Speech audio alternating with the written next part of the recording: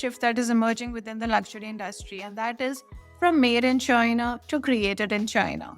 For decades, China's role in the global luxury ecosystem was confined to two functions: manufacturing and consumption. Chinese factories produced goods for the European houses, while Chinese consumers accounted for an outsized share of the global luxury spend. That paradigm is now shifting. A new generation of Chinese luxury brands is emerging, not as imitators of the European aesthetics, but as creators of distinct luxury identity rooted in Chinese cultural heritage. The movement is encapsulated by the concept of Guqiao or national trend, which reflects broader cultural turn towards domestic pride. This is not merely a consumer sentiment shift, it carries institutional backing also. The government edits encouraging the homegrown brands have created favorable operating environment, while China's maturing design and manufacturing capabilities provide the supply chain foundation. The scope of China Chic extends across all traditional luxury verticals: fashion, jewelry, automobiles, and fine wine. Icicle, which is a Shanghai based brand of high end fashion, is reportedly considering a public offering in Paris, a symbolic move that would actually invert the trajectory of Prada's Hong Kong listing a decade ago, and also signal China's arrival as a luxury exporter rather than merely an importer. China has three main competitive advantages. Let's go through each one of those. First and foremost is the pricing architecture.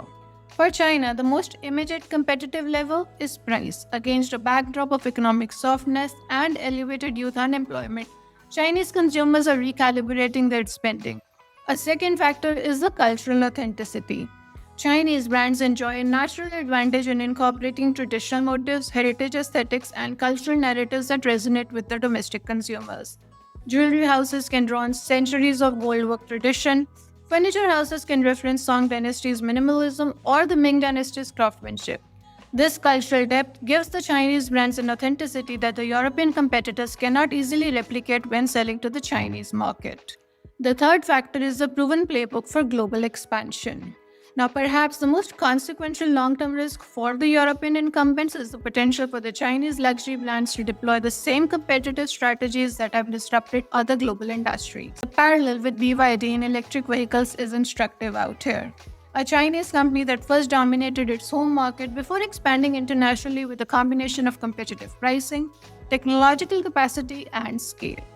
While the current overseas activity is limited, however, the trajectory from domestic champion to global challenger is well established across Chinese industries, and luxury may follow the same arc. When we look into the European strategic response, we see that some European groups have recognized this opportunity early and took strategic stakes in Chinese luxury properties. LVMH, Kering, and Exor, that is the Agnelli family's holding company, have bought stakes in various Chinese companies. And these positions look increasingly important as the sector matures. This brings us to an important factor, and that is the capital allocation implications. The rise of the Chinese luxury carries several implications for investors and allocators assessing the sector. First and foremost, you have the valuation reassessment for the European incumbents. The structural moat around European luxury, that is brand heritage, exclusivity, pricing power, may be narrower than the consensus assumes, particularly in the critical Chinese consumer market.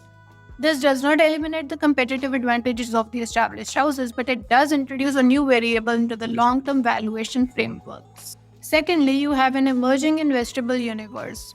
Chinese luxury names represent a new, rapidly growing segment for portfolio consideration.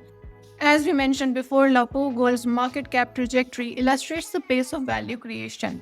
As more Chinese luxury brands pursue public listings, potentially in international markets, the investable universe will keep on expanding. And then there is the strategic merger and acquisition activity. The early acquisitions by LVMH, Kering, and Exor suggest European groups view Chinese luxury brands as strategic assets rather than competitive threats to be ignored. And we can say that further deal activity is probable as the valuations rise and the competitive landscape clarifies.